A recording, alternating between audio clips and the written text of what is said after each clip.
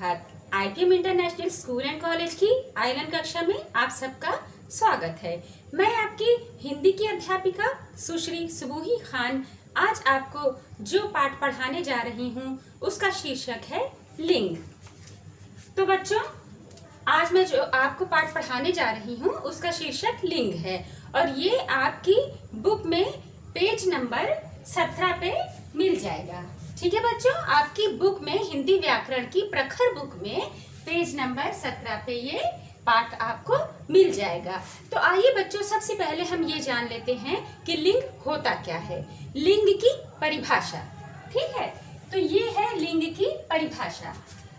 जिससे किसी स्त्री जाति या पुरुष जाति के होने का बोध होता है उसे लिंग कहते हैं।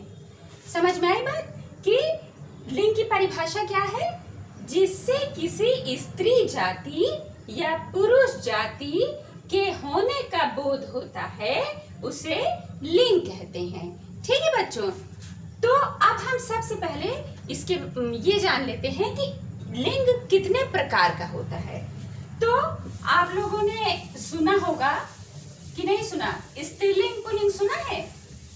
हाँ, स्त्रीलिंग पुल्लिंग सुना है। लिंग के कितने प्रकार होते हैं? लिंग के बच्चों 2 प्रकार होते हैं।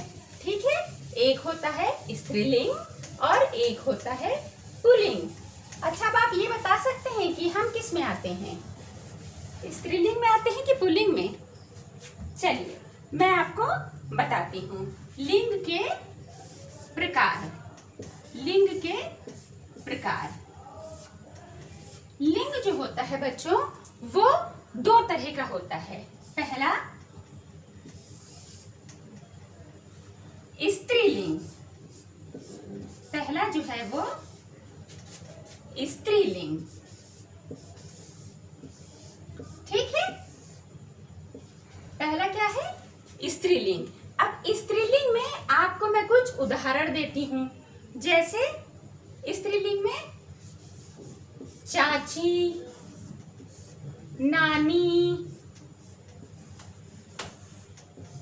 ठीक है, चाची, नानी, दादी, कुछ भी आप लिख सकते हैं जो स्त्रीलिंग हो। ठीक हो, दादी। तो ये हो गया स्त्रीलिंग। स्त्रीलिंग में हमने क्या उदाहरण दिया? चाची, नानी, दादी। अब लिंग का दूसरा प्रकार क्या है? दूसरा क्या है? पहला तो हो गया स्त्रीलिंग और दूसरा क्या है? पुल्लिंग।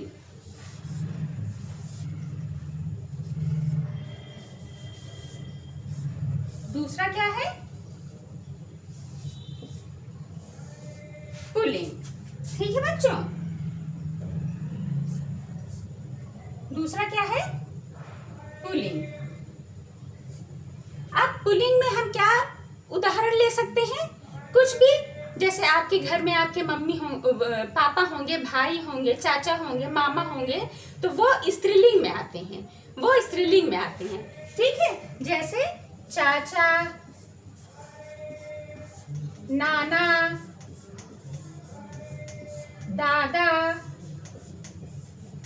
ठीक है, तो ये पुल्लिंग में आते हैं। ठीक है, मम्मी आपकी किस में आएंगी? मम्मी स्त्रीलिंग में आएंगी। बहनें किस में आएंगी? बहनें स्त्रीलिंग में आएंगी। भाई किस में आएंगे? भाई पुल्लिंग में। पापा पुल्लिंग में। तो लिंग के बच्चों 2 प्रकार हुए। ठीक है, 2 प्रकार हुए।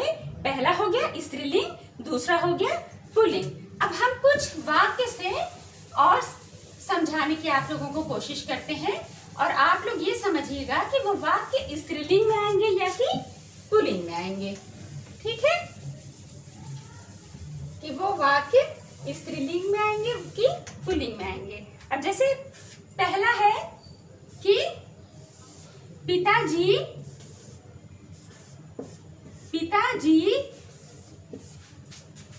बाहर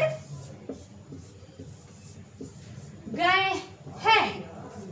पिताजी बाहर गए हैं। ठीक है, दूसरा है वाक्य माँ कपड़े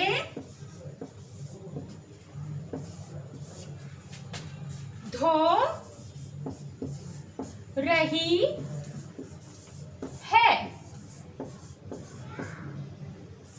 ठीक है, तीसरा वाक्य आ जाएगा, लड़की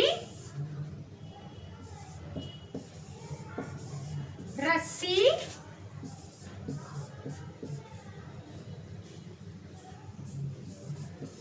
कूद लड़की रस्सी कूद रही है। ठीक है, चौथा वाक्य आ जाएगा, हाथी खेल रहा है।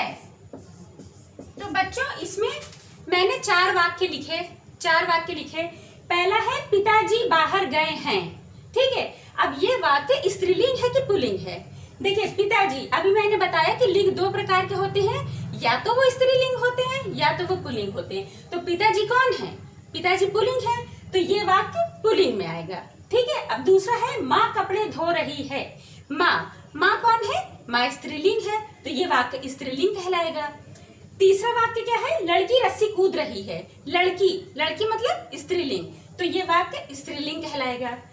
चौथा क्या है? हाथी खेल रहा है।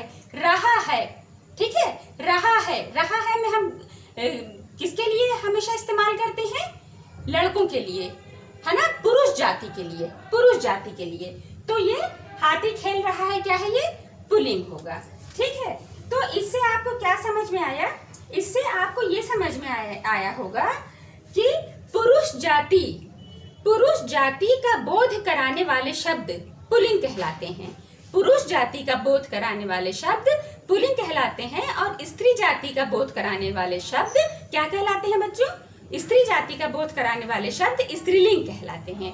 ठीक है, तो ये स्त्रीलिंग पुल्लिंग में फर्क हो गया कि जो शब्द पुरुष जाति के लिए इस्तेमाल होता है वो पुल्लिंग होता है, और जो स्त्रीलिंग के लिए होता है वो स्त्रीलिंग होता है। मतलब पुरुष जाति का बोध कराने वाले शब्द पुल्लिंग होते हैं, स्त्री जाति का बोध कराने वाले शब्द स्त्रीलिंग होते हैं। तो बच्चों आइए हम इसको, आप इसमें देखिएगा, अपनी प्रखर बुक में देखिएगा, हिंदी व्याकरण की पेज नंबर 17 पे देखिएगा कि उस पे भाग का और भाग खा आपको दो तरह से समझाया गया है, और भाग का में 3 वाक्य हैं। मैं आपको पढ़ के बताती हूँ। लड़का पटाखे जला रहा है, पिताजी पूजा कर रहे हैं, दादाजी मिठाई खा रहे हैं। तो ये कौन सा भाग कहलाएगा? ये पुल्लिंग वाक्य कहलाएंगे सारे। और भाग खा में आप देखिएगा, भाग खा में 3 वाक्य हैं। क्या क्या है? लड़की फुलझड़ी जला रही है, माताजी रंगोली बना रही हैं, दादी जी मिठाई लिए खड़ी हैं। तो ये जो सारे वाक्य हैं ये किस में आएंगे? ये स्त्रीलिंग में आएंगे। ये आपको पेज नंबर 17 पे ये सारे वाक्य आपको मिलेंगे, भाग का में और भाग खा में। अब बच्चों मैं आपको एक और चीज समझाना चाहती हूँ कि कैसे आप स्त्रीलिंग को पुल्लिंग और पुल्लिंग को स्त्रीलिंग बना सकते हैं। ठीक है, कैसे आप स्त्रीलिंग शब्द को पुल्लिंग और पुल्लिंग शब्द को स्त्रीलिंग बना सकते हैं। अब जैसे यहाँ पे हमने कुछ शब्द लिखे पुल्लिंग के, ठीक है, कुछ शब्द लिखे पुल्लिंग के,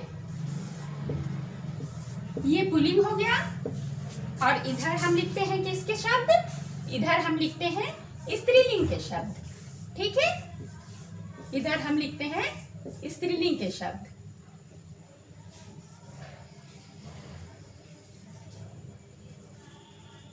ठीक है, अब देखिए, अब हम इसको कैसे स्त्रीलिंग को पुल्लिंग में और पुल्लिंग को स्त्रीलिंग में बनाएंगे। अब जैसे हमने लिखा दादा, ठीक है, फिर हमने लिखा नाना, फिर हमने लिखा सेठ। ठीक है, अब इन पुल्लिंग शब्द को हम कैसे स्त्रीलिंग बनाएंगे? देखिए, दादा का स्त्रीलिंग क्या हो जाएगा? दादा का स्त्रीलिंग हो जाएगा दादी, होगा कि नहीं होगा? नाना का स्त्रीलिंग क्या हो जाएगा? नाना का स्त्रीलिंग हो जाएगा नानी, है ना।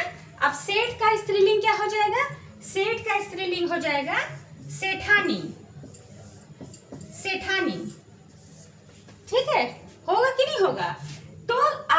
बच्चों कि कैसे हमने पुल्लिंग शब्द को स्त्रीलिंग में बदला। जैसे दादा से दादी हो गया, नाना से नानी हो गया, सेठ से सेठानी हो गया। इसी तरह हम स्त्रीलिंग शब्द को पुल्लिंग में बदल सकते हैं। अगर दादी लिखा होता तो हम दादा लिखते, नानी लिखा होता तो नानी का पुल्लिंग शब्द क्या होगा, नाना होगा। सेठानी का पुल्लिंग शब्द क्या होगा, सेठ होगा। तो इसी तरह से बच्चों आप अपने पेज नंबर 18 पे देखिएगा, आपको बहुत सारे शब्द दिए गए हैं पुल्लिंग के और स्त्रीलिंग के। जैसे दादा, दादी, नाना, नानी, राजा, रानी, हाथी, हथनी, माली, मालिन, धोबी, धोबिन, घोड़ा, घोड़ी। तो इस तरह से सारे शब्द इसमें दिए गए हैं। इसको पढ़ के आपको और अच्छे से समझ में आ जाएगा कि स्त्रीलिंग और पुल्लिंग शब्द, स्त्रीलिंग को हम कैसे पुल्लिंग में बनाते हैं और पुल्लिंग को कैसे स्त्रीलिंग बनाते हैं। तो बच्चों आज हम